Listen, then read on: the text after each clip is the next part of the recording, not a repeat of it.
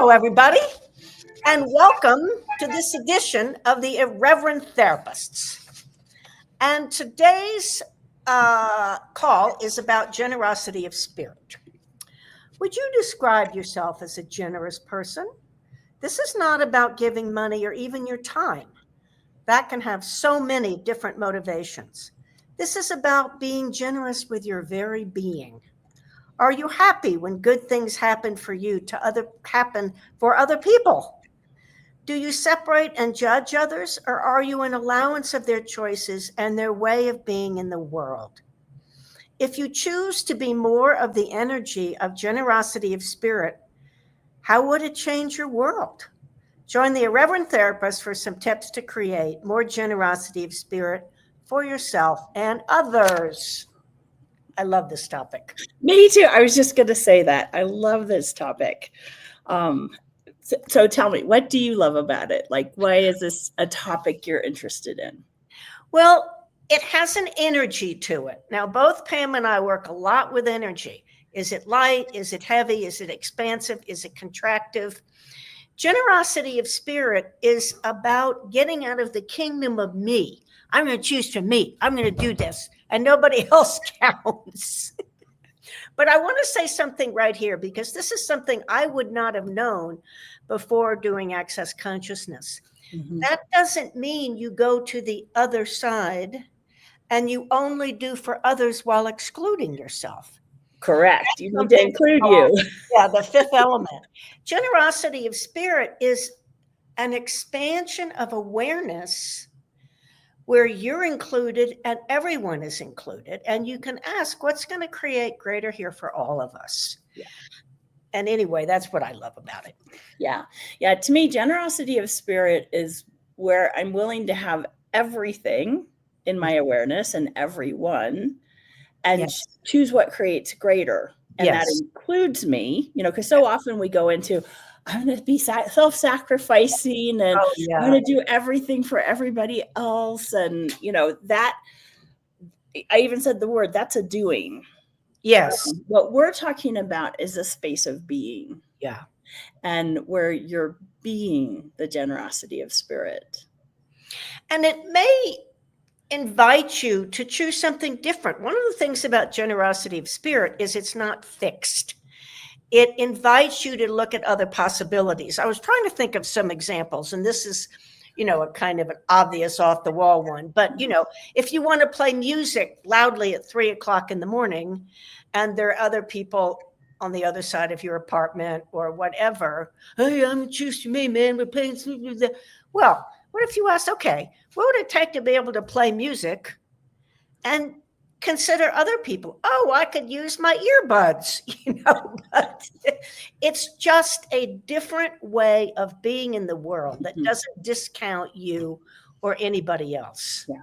Well, one of the examples, I really like is Gary Douglas, who's the founder of Access. He's amazing with antiques, and he loves antiques, and he's, buying and selling them all the time.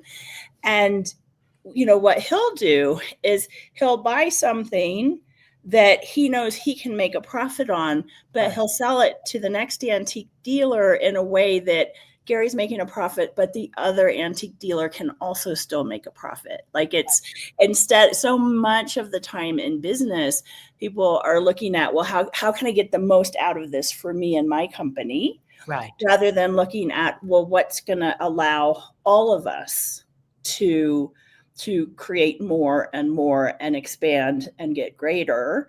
And part of that is I don't have to, milk this for every single thing if it's at the expense of others. Yes. And another Gary Douglas generosity of spirit area is horses. Now, I don't even know what to say, a beyond expert rider. And he loves horses, and he's had lots of them.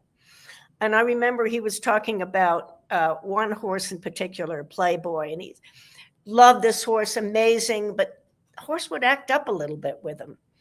And he was lunging the horse, I think, and the horse kept stopping at Dr. Daney. Finally, Gary was like, you want to go with Dr. Dane? And the horse made it obvious. And he's like, but I want you as my horse. Never mind. And that's it. He's willing to be a channel for horses to go through him and go to other people. Well, and he gifted that horse to Dane. Yes. Like he was like, oh, okay, this horse doesn't want to be my horse. You can have him. Yeah, exactly. And that's, if you can get the energy of both of those examples, everybody is included and it creates. Now, yeah, Gary was sad he was going to lose Playboy, but he got another horse, or probably 15 more, and so that's a kind of a generosity of spirit. And another way that I look at myself is like, okay, if something good happens to someone, am I happy for them? If they inherit a bunch of money, if they get acknowledged or win something or just find the love of their life and they don't have time for me anymore, am I happy for them? Yeah. And if I'm not, I got to work on myself. Yeah, right. Because some people would be like, God, why do they get that? And I don't, I deserve that, blah, blah, blah, blah. Instead, if you're like, wow, look what they created. I bet I could create that too. How could I create this for myself as well? Yes, my version of it. Absolutely. Yeah. And also just that awareness of how much lighter the world is and more expansive when you do what Pam said, rather than grousing around and separating, dinging the wambulance, as Gary says. Well, another piece of this for me is like when are we not in generosity of spirit? Yeah. Right. And that's like, if I'm making everything so vital and important and significant. Oh, yes. Yeah. Then I have to like hold on to it and hold on to my point of view. And I don't, if I'm functioning from that scarcity, then it's very hard to have generosity of spirit. Yes. Whereas when I'm willing to be like, wow, I'm creating this, I'm also willing to lose it. I'm having this relationship and I'm not making it significant. Like from that space, you can start being aware of, where can I put my energy and my attention today that will create greater for all of us? Yes. Rather than how do I get this relationship to work out my way? Or that's a big one in relationships. If only they would change, I'd be okay.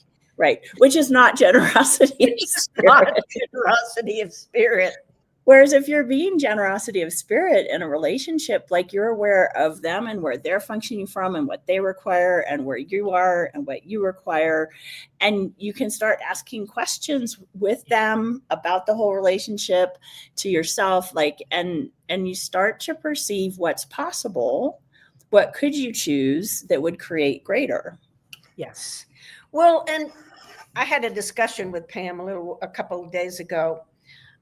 Because a sense of lack also does not create generosity of spirit, and actually prevents you from being present and aware of what is. I was saying that, wow, I really missed these signs in this person I thought was a friend that started gaslighting me. And we were talking about how I thought I needed her because she'd done some things for me. But that's a sense of lack. How many billions of people are in the world?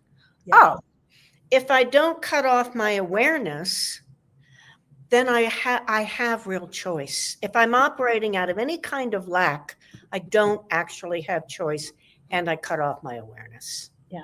Yeah. So, and so what can we do to how? I mean, if you're sitting here going, "This sounds great. What's generosity of spirit? How do I get some?"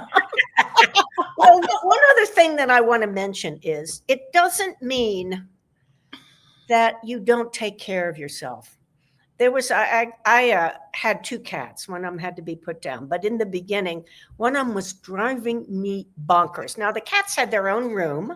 They had run of the house, but they had their own room with a box and water and food and a cat tree and everything. And I said, I don't know what to do, Pam. This kitty's just driving me nuts. And Pam said, well, put him in the cat room. I'm like, I can do that? I put him in the room and shut the door, which I did. He was horrified and astounded, but did it do him any harm? No. And it gave me an hour. I think he was in there an hour to just get some space and peace. And It's funny because the other cat sat right outside the closed door the whole time. You can take care of yourself. It doesn't mean stressing yourself beyond the beyond.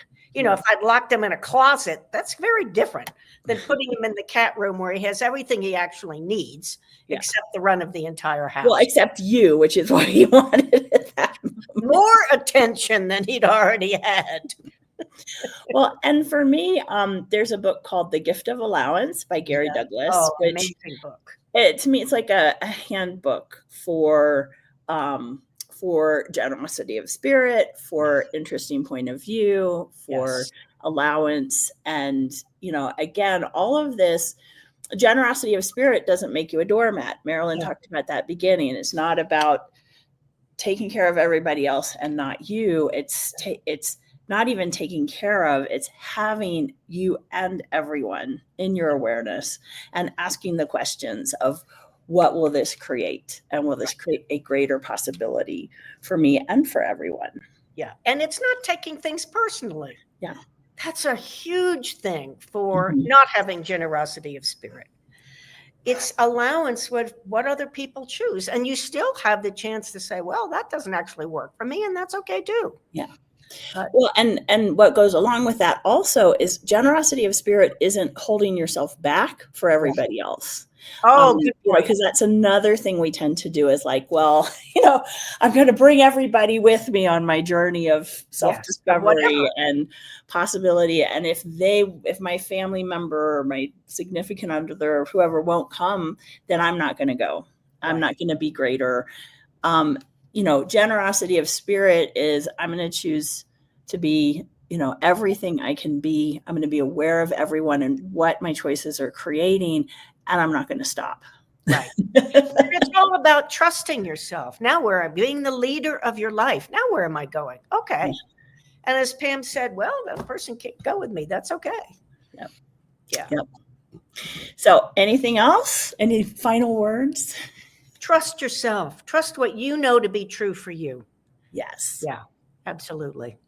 And don't judge yourself. That's the other thing. Awareness, not judgment. Yes, always. Always. All right. Bye, everybody. Bye, everybody.